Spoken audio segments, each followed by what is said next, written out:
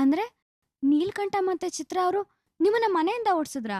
ಅವ್ರು ಮಾತ್ರ ಅಲ್ಲ, ಚಿಕ್ಕ ಯಜಮಾನ್ರು.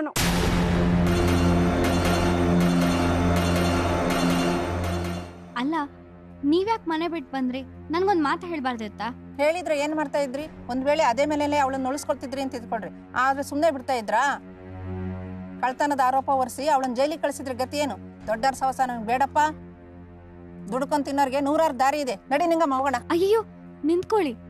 ಇಷ್ಟು ಸಣ್ಣ ವಿಷಯಕ್ಕೆಲ್ಲ ಕೆಲಸ ಬಿಟ್ಟು ಹೋದ್ರೆ ಹೇಗೆ? ಏಕಾಏಕಿ ನಿಮಗೆ ಎಲ್ಲಿಂದ ಕೆಲಸ ಸಿಗ್ಬೇಕು? ನಿಮ್ ಜೀವನನೂ ನಡಿಬೇಕು ತಾನೆ. ಬನ್ನಿ ನನ್ ಜೊತೆ. ಬೇಡಮ್ಮ, ಮತ್ತೆ ನಾ ಮನೆಗೆ ಬರೋದಿಲ್ಲ. ನಾನಿದ್ದೀನಿ ನಿಮ್ ಬೆಂಬಲಕ್ಕೆ. ಬನ್ನಿ ನನ್ ಜೊತೆ. ನಿಮ್ಗೆ ಯಾರ ಬೆಂಬಲನೂ ಅಲ್ಲಿಲ್ಲ. ನನ್ನನ್ನೇನ್ ಕಾಪಾಡ್ತೀರಾ? ನನಗಿಲ್ದೇ ಇದ್ರೆ ಏನಂತೆ? ಅತ್ತೆ ಇದಾರಲ್ಲ, ಅವ್ರು ನಿಮಗೇನೂ ಆಗದೆ ಇರೋ ಹಾಗೆ ನೋಡ್ಕೋತಾರೆ. ಆವಮ್ಮನೆ ಈ ಪಿತೂರಿಗೆಲ್ಲ ಮೂಲ ಕಾರಣ. ಅವ್ರೇನ್ ರಕ್ಷಣೆ ಕೊಟ್ಟಾರು? ನೋಡಮ್ಮ, ನಿಂಗಿ ಬಾಯಿ ಬಿಡದೆ ಎದ್ರಕೊಂಡು ಸುಮ್ಮನಿದ್ದಾಳೆ ಅಷ್ಟೇ. ಈ ಪಿತೂರಿಯಿಂದ ಇರೋದೇ ನಿಮ್ಮ ಅತ್ತೆ. ನಿಂಗೆ ಅವ್ರೆ, ಏನ್ ಇವ್ರು ಹೇಳ್ತಿರೋದು? ನಿಜ ಕಣಮ್ಮ, ನೀವ್ ತಿಳ್ಕೊಂಡಿರೋ ಹಾಗೆ ನಿಮ್ಮ ಅತ್ತೆಯವ್ರು ಒಳ್ಳೆಯವ್ರಲ್ಲ.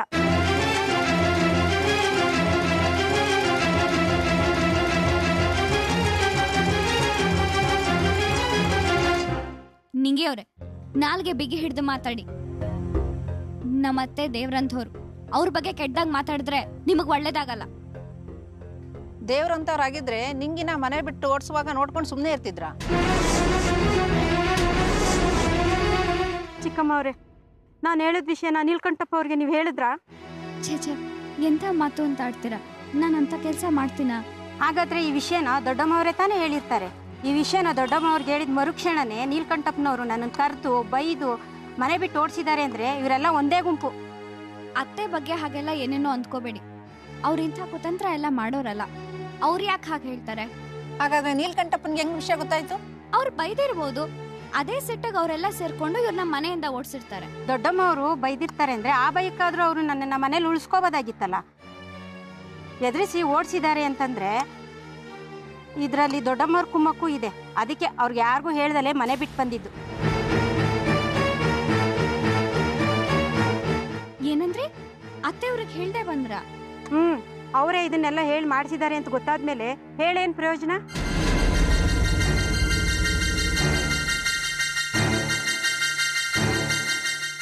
ನಿಂಗಮ್ಮನ ಗಂಡಂಗೆ ಬೇರೆ ಊರಲ್ಲಿ ಒಳ್ಳೆ ಕೆಲಸ ಸಿಕ್ಕಿದ್ಯಂತೆ, ಅದಕ್ಕೆ ಕೆಲ್ಸಕ್ಕೆ ಬರಕ್ಕಾಗಲ್ಲ ಅಂತ.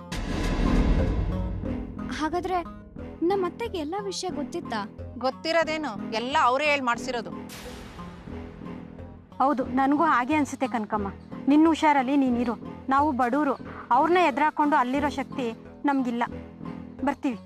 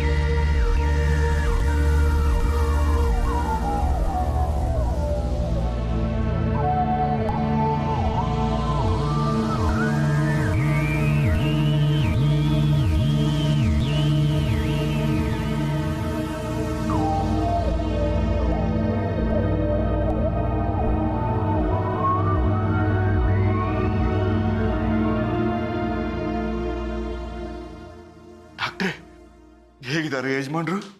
ಕಂಡೀಷನ್ ತುಂಬಾ ಸೀರಿಯಸ್ ಇದೆ. ಈ ಸಾರಿ ಅವ್ರ ಬದುಕು ಉಳಿಯೋದು ಕಷ್ಟ ಇದೆ. ಹೇಗಾದ್ರೂ ಮಾಡಿ ನಮ್ಮ ಯಜಮಾನ್ರನ್ನ ಉಳಿಸ್ಕೊಡಿ ಡಾಕ್ಟ್ರೆ.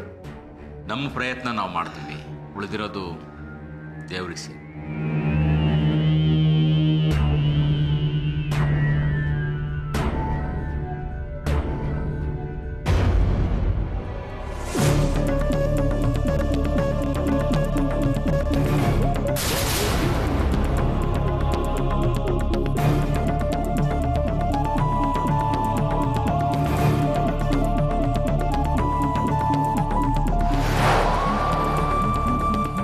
ಶಂಭೋರೆ, ಅಣ್ಣನ್ಗೇನಾಯ್ತು? ನಾನು ಈಗಲೇ ಅಣ್ಣನ್ ನೋಡ್ಬೇಕು. ಮೀನಾಕ್ಷಮ್ಮ ಗಾಬರಿ ಆಗಬೇಡಿ, ಅವ್ರನ್ನ ಈಗ ನೋಡಕ್ಕಾಗಲ್ಲ, ICU-ನಲ್ಲಿ ಇಟ್ಟಿದ್ದಾರೆ. ಐಸಿಯುಲ? ಅಯ್ಯೋ ದೇವ್ರೆ, ಏನಾಯ್ತು ಅಣ್ಣನ್ಗೆ ಏಕಾಏಕಿ? ಚೆನ್ನಾಗೇ ಇದ್ರಲ್ಲ ಅವರು. ಇಲ್ಲಮ್ಮ, ಚೆನ್ನಾಗಿರೋರ್ ತರ ತೋರಿಸ್ಕೊಂಡಿದ್ರಷ್ಟೇ. ಅವ್ರ ದೇಹ ಒಳಗೆಲ್ಲ ಗೆದ್ಲು ಹತ್ತಿ ತಿಂದು ಬಿಟ್ಟಿತ್ತಮ್ಮ. ತುಂಬಾ ವರ್ಷಗಳಿಂದ ಅವರು ಸಾವು ಬದುಕಿನ ಮಧ್ಯೆ ಹೋರಾಟ ನಡೆಸ್ತಾನೆ ಇದ್ದಾರಮ್ಮ. ಏನ್ ಹೇಳ್ತಾ ಇದ್ದೀರಾ ಶಂಭು? ಅಂಥದ್ದು ಏನಾಗಿದೆ ಅಣ್ಣನ್ಗೆ? ಅವ್ರಿಗೆ ತುಂಬಾ ವರ್ಷಗಳಿಂದ ಬ್ಲಡ್ ಕ್ಯಾನ್ಸರ್ ಇದೆ ಅಮ್ಮ.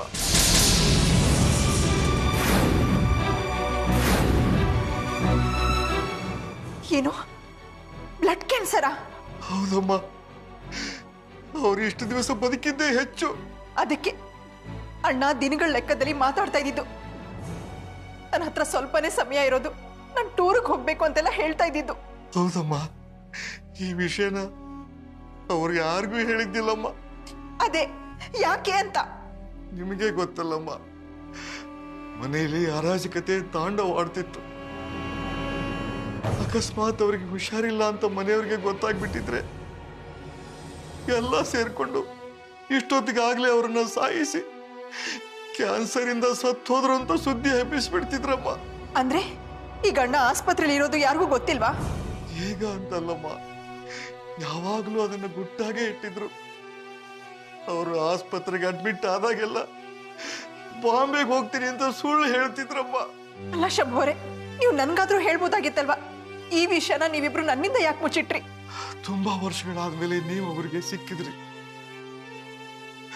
ನಿಮ್ಮ ಮನಸ್ಸಿಗೆ ನೋವು ಉಂಟು ಮಾಡಬಾರ್ದು, ನೀವು ಸಂತೋಷವಾಗಿರೋದನ್ನ ಅವರು ನೋಡ್ಬೇಕು ಅಂತ, ಈ ವಿಷಯನ ನಿಮಗೆ ತಿಳಿಸಬಾರ್ದು ಅಂತ ನನ್ನಿಂದ ಮಾತು ತಗೊಂಡು ನನ್ನನ್ನ ಕಟ್ಟಿ ಹಾಕ್ಬಿಟ್ಟಿದ್ರಮ್ಮ. ಈಗ ಅಣ್ಣ ಹೇಗಿದ್ದಾರೆ? ಏನ್ ಹೇಳಮ್ಮ, ಈಗ ಅವ್ರಿಗೆ ಹಾರ್ಟ್ ಅಟ್ಯಾಕ್ ಆಗಿದೆ.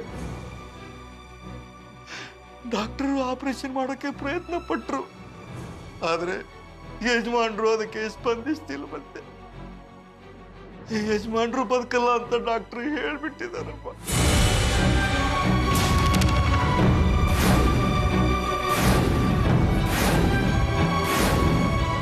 ಅಯ್ಯೋ ದೇವ್ರೆ, ಹಾಗನ್ಬೇಡಿ ಶಂಭು, ಹಾಗನ್ಬೇಡಿ. ಅಣ್ಣನ್ಗೇನು ಆಗಲ್ಲ, ಅಣ್ಣನ್ಗೇನು ಆಗಲ್ಲ. ಯಾಕೆ ಹೀಗಾಗೋಯ್ತು?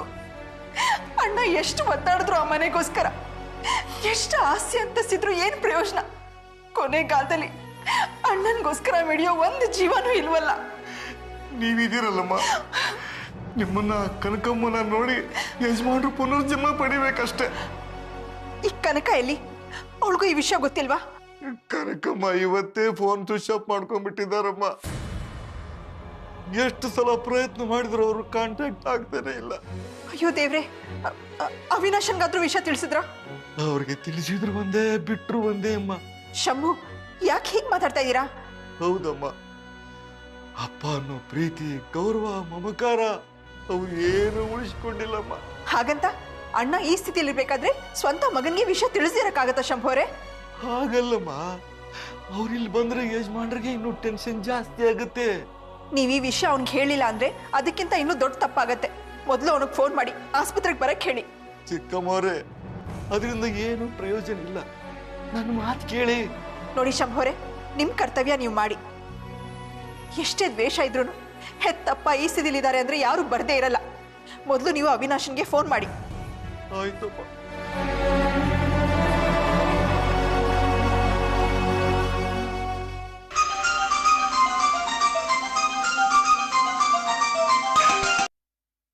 ಹಲೋ ಅವಿನಾಶ, ನಾನಪ್ಪ ಶಂಭು. ಏಯ್, ನೀನು ಯಾಕೆ ಫೋನ್ ಮಾಡಿದೆ? ಯಜಮಾನ್ರಿಗೆ ತುಂಬಾ ಹುಷಾರಿಲ್ಲ, ಆಸ್ಪತ್ರೆಗೆ ಅಡ್ಮಿಟ್ ಮಾಡಿದೀವಿ. ಸ್ವಲ್ಪ ಅರ್ಜೆಂಟಾಗಿ ಆಸ್ಪತ್ರೆ ಹತ್ರ ಬಾರಪ್ಪ. ಇಲ್ಲ, ನನಗೀಗ ಪುರ್ಸೋತಿಲ್ಲ, ನಾನು ಎಲ್ಗೂ ಬರ್ತಿಲ್ಲ. ಇದೇನು ಅವಿನಾಶ್, ಇಲ್ಲಿ ಆಸ್ಪತ್ರೆಯಲ್ಲಿ ಯಜಮಾನ್ರು ಸಾವು ಬದುಕಿ ನಡುವೆ ಹೋರಾಟ ಮಾಡ್ತಿದ್ದಾರೆ, ಇಂಥ ಹೊತ್ತಿನಲ್ಲಿ ಬರಲ್ಲ ಅಂತೀಯಲ್ಲಪ್ಪ. ಸತ್ರೆ ಸಾಯಲಿ ಬಿಡಿ, ನನಗೇನು? ನಿನ್ನ ಬಾಯಲ್ಲಿ ಎಂಥ ಮಾತ? ಮಗನ ನೀನು? ಅಲ್ಲ, ನಾನು ಶತ್ರು, ಮನುಷ್ಯತ್ವ ಇಲ್ಲದೆ ಇರೋನು, ಮೃಗ. ನನ್ನ ಹತ್ರ ಯಾವ ಸೆಂಟಿಮೆಂಟು ಇಲ್ಲ. ಅವ್ರಿಗೇನಾದ್ರೂ ಸರಿ, ನಾನು ಮಾತ್ರ ಬರಲ್ಲ ಬರಲ್ಲ ಬರಲ್ಲ. ಅವಿನಾಶ್, ನೀನ್ ಮಾಡ್ತಾ ಇರೋದು ಸ್ವಲ್ಪನೂ ಸರಿ ಇಲ್ಲ ಕಣಪ್ಪ. ನಾನು ಬಂದೇನು ಹೋಗ್ತಿರೋ ಪ್ರಾಣ ಹಿಡ್ಕೊಳಕ್ಕಾಗತ್ತಾ? ಇಷ್ಟು ವರ್ಷ ನಮ್ಮ ಅಪ್ಪನ ಬುಡದಲ್ಲ ಹನುಮಂತನ ಥರ ಇದ್ದಲ್ಲ, ನೀನೇ ಹೋಗಿಡ್ಕೋ. ಏನಂತೆ? ಬರಲ್ಲಂತಮ್ಮ. ಕೊಡಿ, ನಾನು ಮಾತಾಡ್ತೀನಿ. ಹಲೋ, ಯಾರೇ ನೀವು? ನಿಮ್ದೇನ್ರಿ ಮಧ್ಯಸ್ಥಕ್ಕೆ? ನಾನಪ್ಪ, ನಿಮ್ಮ ಅತ್ತೆ ಮಾತಾಡ್ತಾ ಇದ್ದೀನಿ. ಯಾವ ರತ್ತೆ ರೀ ನೀವು? ಇಷ್ಟು ದಿವಸ ಇಲ್ದಿರೋರು ಈಗೆಲ್ಲಿಂದ ಬಂದ್ರಿ? ಹಾಗೆಲ್ಲ ಮಾತಾಡಬೇಡಪ್ಪ. ಅಣ್ಣನಿಗೆ ತುಂಬ ಸೀರಿಯಸ್, ಬೇಗ ಹೊರಡ್ಬಾ. ಇಷ್ಟು ದಿವಸ ನಮ್ಮಪ್ಪ ಸತ್ತಿದಾನ ಬದುಕಿದ ಅಂತ ನೋಡಕ್ ಬರ್ದಿರೋರು ನೀವು ಇವಾಗ ಬಂದಿದ್ದೀರಲ್ಲ, ನೀವೇ ಅವ್ರಿಗೆ ಗಂಟ್ಲಿಗೆ ನೀರು ಬಿಟ್ಟು ಕುತ್ಕೆ ಇಸ್ಕಿ ಸಾಯಿಸ್ಬಿಡಿ. ಅವಿನಾಶ್, ಕಿರ್ಚ್ಬೇಡಿ. ನಮ್ಮಪ್ಪನ ಆಸ್ತಿಲಿ ಪಾಲ್ ಸಿಗುತ್ತೆ ಅಂತ ತಂಗಿ ಅಂತ ಹೆಸರು ಹೇಳ್ಕೊಂಡು ಬಂದಿದ್ದೀರಾ ಅನ್ಸುತ್ತೆ. ಏನು ಪ್ರಯೋಜನ ಇಲ್ಲ. ಕೋರ್ಟ್ಗೆ ಹೋದ್ರೂ ಕೌಡೆ ಕಾಸು ಗಿಟ್ಟಲ್ಲ. ನನಗೆ ದಮಡಿ ಪೈಸಾ ಇಲ್ಲ, ಇನ್ನು ನಿಮ್ಗೆಲ್ಲಿ ಸಿಗುತ್ತೆ? ಎಲ್ಲ ಯಾವಳ ಗತಿಗೆಟ್ಟವಳ ಹೆಸರಿಗೆ ಇದು ಮಾಡಿದ ನಮ್ಮಪ್ಪ. ಅವಿನಾಶ್, ನಾನು ಆಸ್ತಿಗೋಸ್ಕರ ಬಂದವಳಲ್ಲಪ್ಪ. ಅಣ್ಣ ಸಾಯ್ತಿರ್ಬೇಕಾದ್ರೆ ಯಾಕೆ ಇಷ್ಟು ದ್ವೇಷ ಸಾಧಿಸ್ತೀಯ? ನೀನೀಗ ಬೇಗ ಹೊರಟು ಬರ್ತೀಯೋ ಇಲ್ವೋ? ಏನ್ರಿ ನೀವು ಕರೆದ್ಬಿಟ್ರೆ ಕರ್ಗಿ ಬರ್ತೀನಿ ಅಂತ ಅನ್ಕೊಂಡ್ರ? ಅಲ್ಲ, ನೀವ್ಯಾರ್ರಿ ನನ್ನ ಕರೆಯಕ್ಕೆ? ನೋಡಿ, ಇದೇ ಕೊನೆ. ಹೆಂಗ್ಸು ಅಂತ ಮರ್ಯಾದೆ ಕೊಟ್ಟು ಮಾತಾಡ್ತಾ ಇದ್ದೀನಿ. ಮತ್ತೆ ಈ ಥರ ಸಂಬಂಧ ಹೇಳ್ಕೊಂಡು ಫೋನ್ ಮಾಡಿದ್ರೆ ನಾನು ಸುಮ್ಮನಿರಲ್ಲ. ಇಡ್ರಿ ಫೋನು.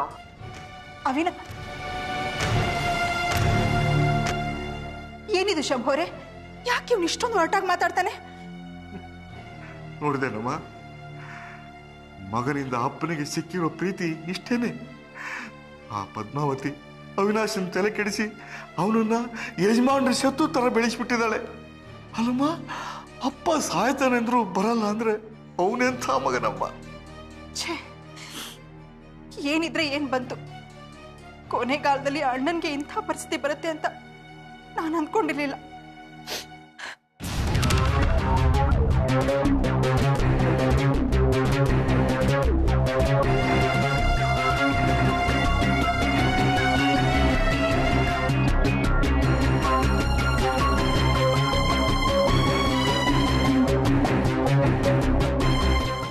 ಅಕ್ಕ, ಅಕ್ಕ, ಅಕ್ಕ, ಅಕ್ಕ.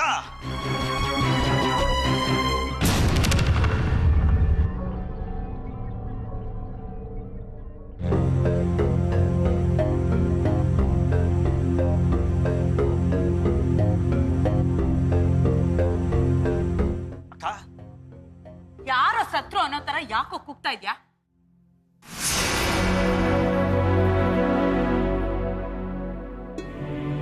ಅಕ್ಕ, ಎಲ್ಲಿಗೆ ಮಾತಾಡಕ್ಕ? ಯಾರು ಸತ್ತಿಲ್ಲ, ಸಾಯ್ತಾ ಇದ್ದಾರೆ. ಮೊದಲು ನಿನ್ ರೂಮಿಗೆ ರೆಡಿ ನಡಿ.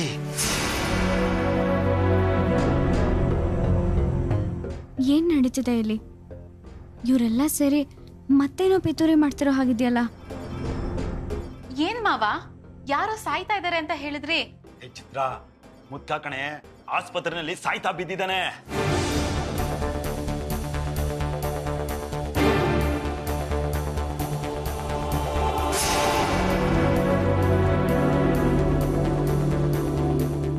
ರೀ, ಏನ್ ಹೇಳ್ತಾ ಇದೀರಾ ನೀವು? ದೊಡ್ಡಪ್ಪ ಬಾಂಬೆಗೆ ಹೋಗಿದಾರಲ್ವಾ? ಏಯ್, ಬಾಂಬೆನೂ ಇಲ್ಲ, ಡೆಲ್ಲಿನೂ ಇಲ್ಲ. ನನ್ನ ಅನುಮಾನ ನಿಜ ಆಯ್ತು. ಆ ಮುದ್ಕ ಪೂರ್ಣ ಪ್ರಜ್ಞಾ ಆಸ್ಪತ್ರೆ ಐಸಿಯುನಲ್ಲಿ ಕೊಳಿತಾ ಬಿದ್ದಿದ್ದಾನೆ.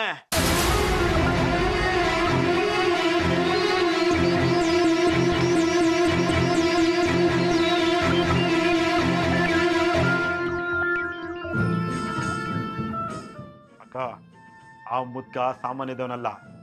ಬಾಂಬೆಗೆ ಹೋಗ್ತೀನಿ ಅಂತ ನಮ್ಮ ಕಣ್ಣಿಗೆ ಮಣ್ಣೆರ್ಚಿ ಇದೇ ತರ ಆಸ್ಪತ್ರೆನಲ್ಲಿ ಬಿದ್ದಿರ್ತಿದ್ದಂತೆ. ಹೌದಾ? ಮತ್ ಬಾಂಬೆಗೆ ಹೋಗ್ತೀನಿ ಅಂತ ನಮ್ಮನ್ನ ಯಾಕೆ ಯಾಮಾರಿಸಿದ್ದು? ಯಾಕಂದ್ರೆ ಅವ್ನ್ ನೆಗದ್ ಬೀಳ್ತಾರೆ ಅಂತ ಗೊತ್ತಾದ್ರೆ ನಾವು ಮುಂಚೆನೆ ಚಟ್ಟ ಕಟ್ಬಿಡ್ತೀವಿ ಅಂತ.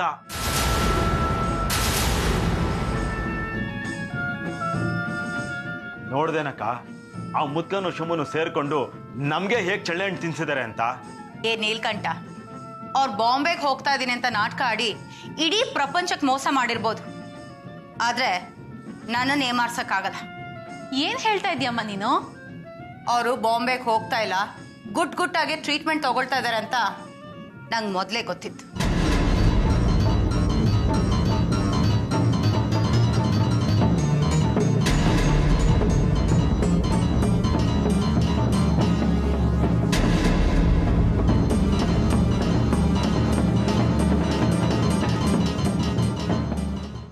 ನಿನಗ್ ಗೊತ್ತಿತ್ತಾ?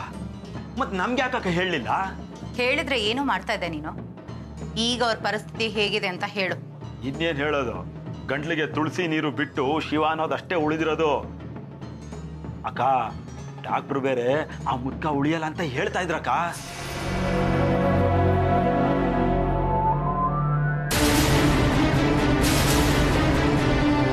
ರೀ, ಅದನ್ನ ನೀವೇ ಕೇಳಿದ್ರಾ? ಇಲ್ಲ ಕಣೆ, ಅದ್ಯಾವಳನ್ನ ತಂಗಿ ಅಂತ ಮುದ್ಕ ಮನೆ ಕರ್ಕೊಂಡ್ ಬಂದಿರ್ಲಿಲ್ವಾ? ಅವಳ ಹತ್ರ ಚೆಂಬು ಎಲ್ಲ ವರದಿ ಒಪ್ಪಿಸ್ತಾ ಇದ್ದ. ಯಾವ ಕ್ಷಣದಲ್ಲಿ ಬೇಕಾದ್ರೂ ಮುದ್ಕ ಗುಟಕ್ ಅನ್ಬೋದು. ಆ ಕ್ಷಣ ಯಾವಾಗ ಬರುತ್ತೆ ಅಂತ ನಾನು ಕಾಯ್ತಾ ಇದ್ದೀನಿ ಕಣ. ಆ ಮುದ್ಕ ಸತ್ರೆ ಈ ಪ್ರಪಂಚದಲ್ಲಿ ನನ್ನಷ್ಟು ಖುಷಿ ಪಡೋರು ಯಾರೂ ಇಲ್ಲ.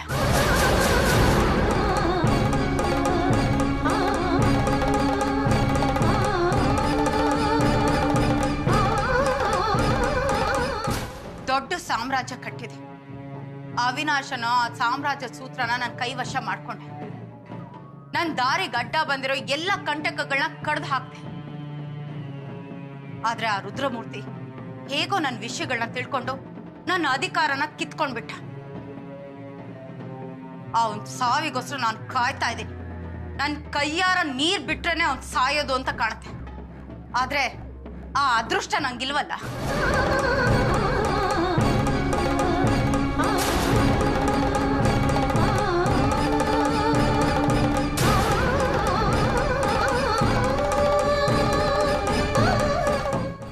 ಕಣಕ್ಕ, ನಾವು ಎಳ್ಳು ನೀರು ಸೇರಿಸಿ ಅವನ ಬಾಯಿಗೆ ಬಿಟ್ಬಿಡ್ತೀವಿ ಅಂತಾನೆ ನಮಗ್ ಗೊತ್ತಾಗ್ದಂಗೆ ನಾಟಕ ಆಡಿದ್ದಾರೆ. ಆಡ್ಕೊಂಡ್ಲಿ ಬಿಡು. ಈ ಪದ್ಮಾವತಿಯಿಂದ ಏನು ಮುಚ್ಚಿಡೋದಕ್ಕಾಗಲ್ಲ. ಅವನ್ ಚಾಪೆ ಕೆಳಗಡೆ ನುಗ್ಗಿದ್ರೆ ನಾನು ರಂಗೋಲೆ ಕೆಳಗಡೆ ನುಸ್ಲೋಳು. ಇನ್ನು ಎಷ್ಟು ದಿನ ಬದುಕಿರ್ತಾನೆ ಹೇಳು? ಅವನ್ ಸಾಯಲೇಬೇಕು. ಅವನ್ ಸತ್ತ ತಕ್ಷಣ ಈ ಅಧಿಕಾರ ಎಲ್ಲ ಮತ್ತೆ ನನ್ನ ಕೈವಶ ಆಗತ್ತೆ.